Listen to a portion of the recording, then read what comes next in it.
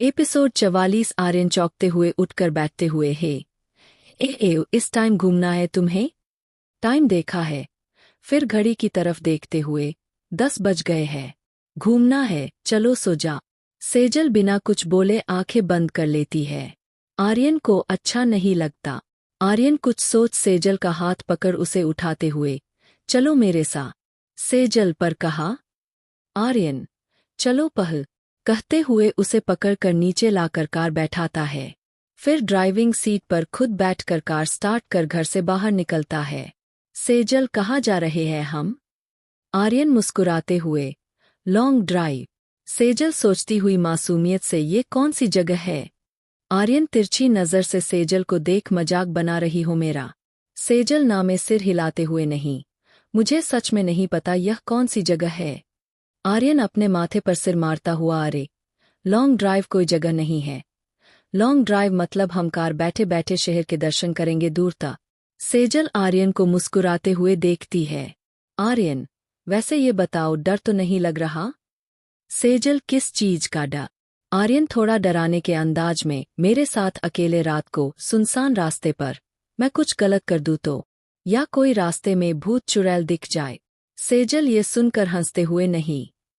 आर्यन मुंह बनाते हुए, क्या यार, मैंने सोचा डर के मारे तुम मेरा हाथ पकड़ लोगी, फिर तो लॉन्ग ड्राइव पर और मजा आ जाता। बोलकर सेजल की तरफ मुस्कुराते हुए देखता है। सेजल आर्यन की तरफ हैरानी से देखती है।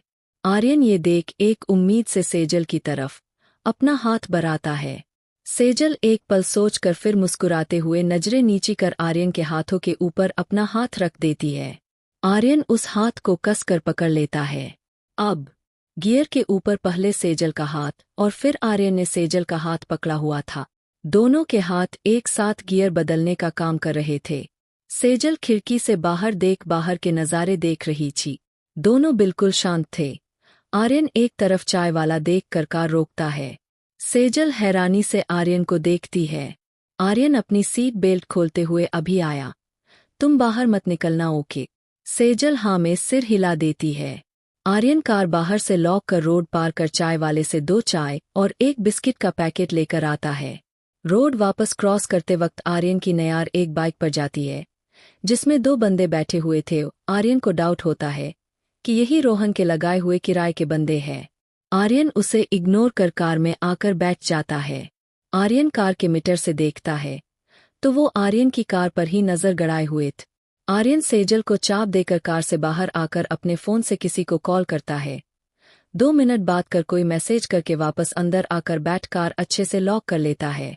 आर्यन और सेजल आराम से चाय पीते हैं। वो काफी टाइम तक वही बैठे रहते हैं। करीब आधे घंटे बाद आर्यन कार का विंडो खोल पीछे की तरफ देख उसके फेस पर एक डेविल स्माइल आ जाती है। आर्यन वापस कार स्टार्ट कर घर की तरफ चल देता है। सेजल, एक छोटी बच्ची की तरह मुझे और आगे जाना था, बस अब और नहीं, बाकी कभी और चलेंगे, पक्का प्रॉमिस? सेजल मुस्कुराते हुए, ठीक है। आर्यन मुस्कुराते हुए सामने देख कार चलाता है। थोड़ी देर बाद उसे एहसास होता है कि सेजल ने उसका हाथ पकड़ा है। वो सेजल की तरफ देखता है तो वो सो चुकी थी। आर्यन के फेस पर ये देख एक प्यारी सी स्माइल आ जाती है। आर्यन घर पहुंचकर कार से उतर सेजल के साइड का दरवाजा खोलता है। सेजल की सीट बेल्ट को बिल्कुल आराम से खोलता है ताकि उसकी नींद खराब न हो। फिर आराम से उसे अपने बाहों में लेकर उसे ऊपर रूम में ले जाकर आराम से सुला देता है। सेजल गहरी नींद में थी तो उसे कुछ पता नहीं चलता। आर्यन सेजल को सुलाकर वहां से जानम लगता है तो देखता है कि सेजल ने तो कसकर उसका हाथ पकड़ा हुआ है। जार्थन वहीं सेजल को हल्का सा खिसका कर उसके बगल में लेट जाता है। आर्यन अपने दूसरे हाथ से ब्लैंकेट से दोनों को कवर करता है।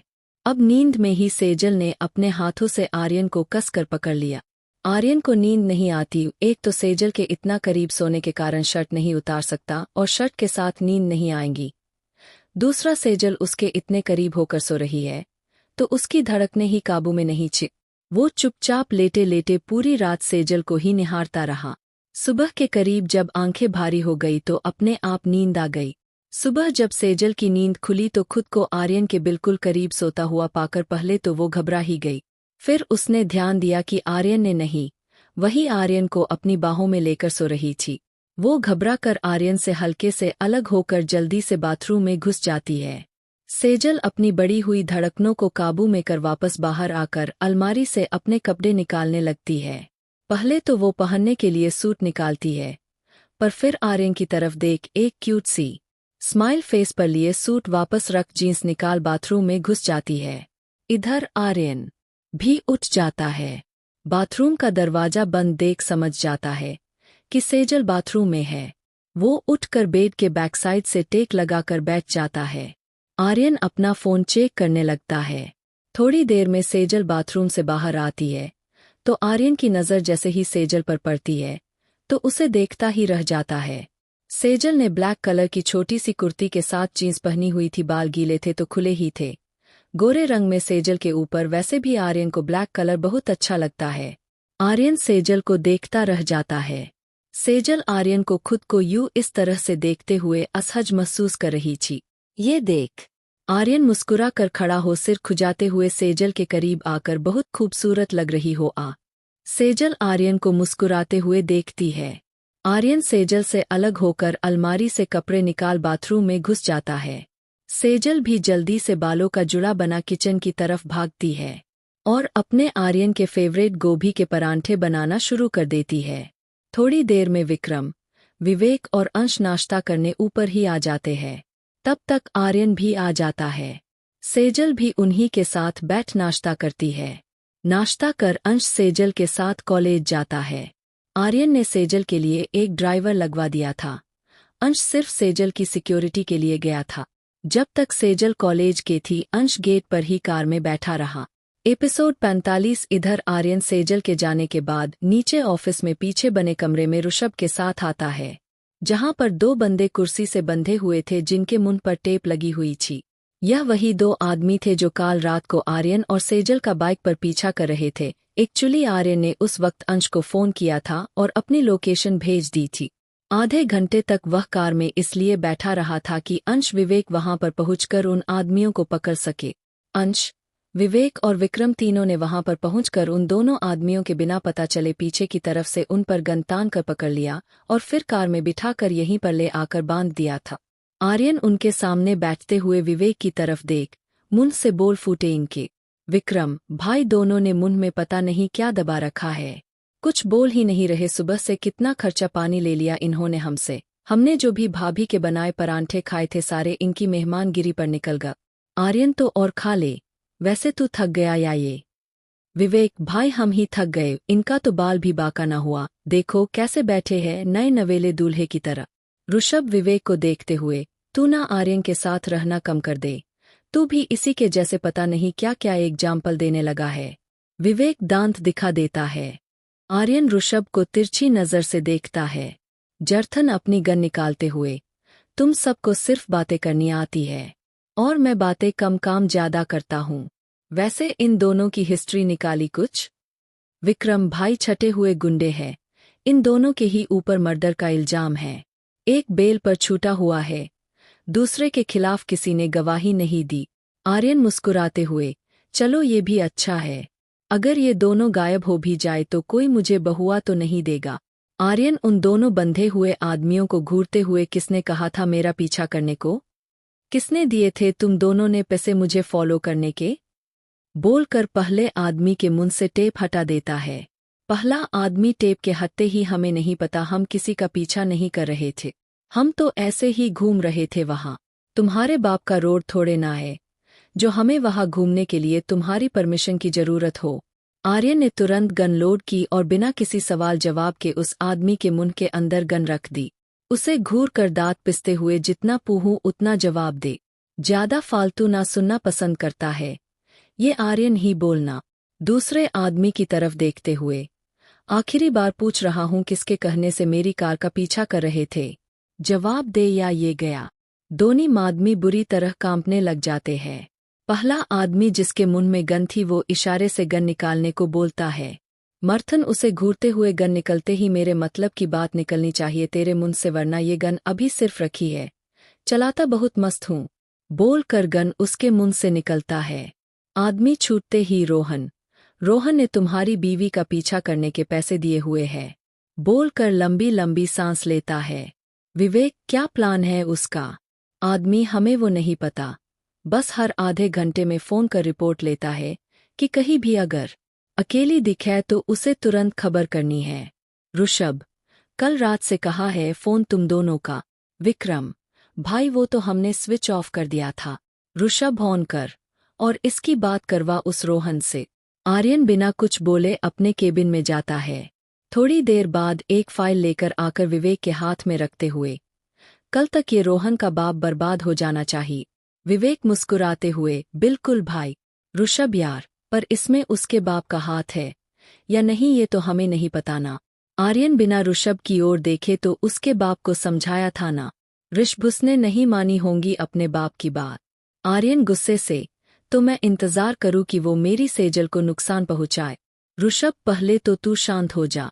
देख, एक बार हम रोहन से बात करते हैं, अगर फिर भी नहीं माना तो फिर तो हम देख ही लेंगे। विवेक से, अभी कुछ करने की जरूरत नहीं है, अगर ये सबूत बाहर आ गए तो कई और बिजनेसमैन भी जाएंगे काम से, अभी थोड़ा टाइम रुक जा। ऋषभ विवेक से, इसे इसका फ़ोन दे, रोहन का नंबर मिलाकर ये बात करेगा, देखते हैं अभी कौन से बिल में छिपा बैठा है।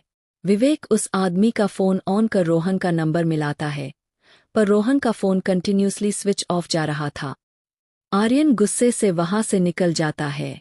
वो सीधा ऑफिस से बाहर निकलकर जहां गाड़ियां खड़ी थी वहां जाता है। किसी भी गाड़ी में चाबी नहीं थी तो वहीं पर अंश की बाइक खड़ी थी जिसमें चाबी लगी हुई थी। ऋषभ और विवेक जब तक उसके पास पहुंचते आर्यन फुल स्पीड से बाइक चलाकर निकल गए। ऋषभ गुस्से से, एक तो ये लड़का किसी की सुनता नहीं, बाइक भी फुल स्पीड पर लेकर गया है।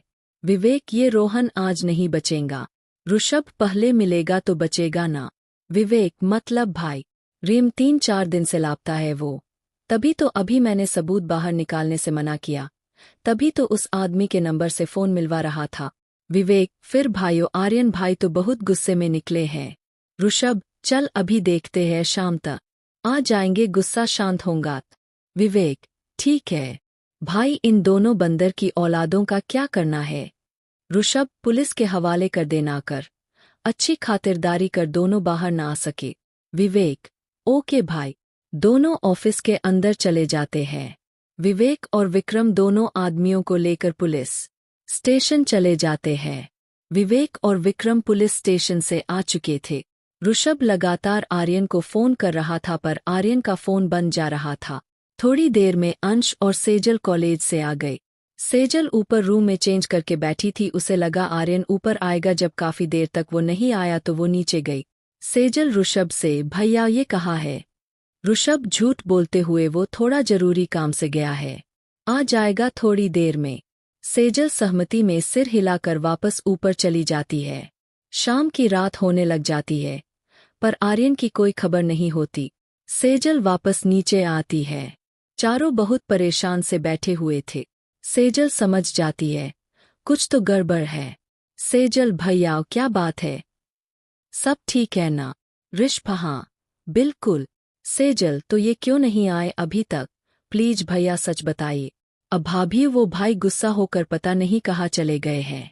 सेजल के एकदम से आंसू निकलने लगते हैं। सेजल घबराते हुए, कहाँ गए हैं?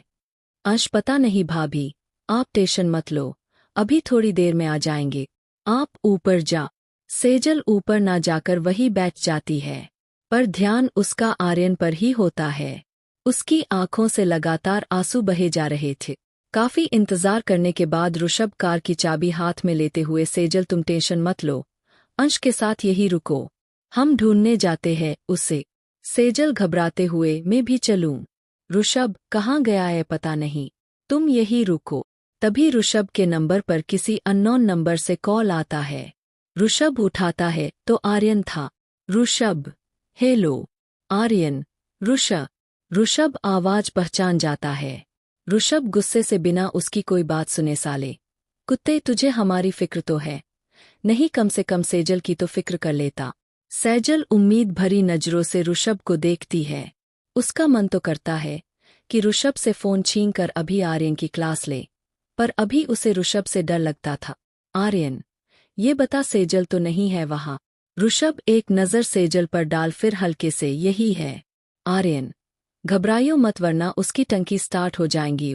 उसे बिना बताए आरएस हॉस्पिटल आ जा। कुछ बोलियो मत। एक्सीडेंट हुआ है मेरा। मुंह बंद रखियो सेजल के सामने। ऋषभ अपने आप को संभालते हुए ठीक है आता हूँ।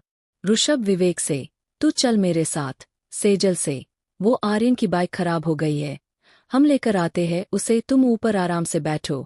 अंश और विक्रम की तरफ देखते हुए, जरा तुम दोनों बाहर आ, बोलकर बाहर कार के पास आकर खड़ा हो जाता है। अगले एपिसोड के लिए हमारे चैनल को सब्सक्राइब करें। धन्यवाद।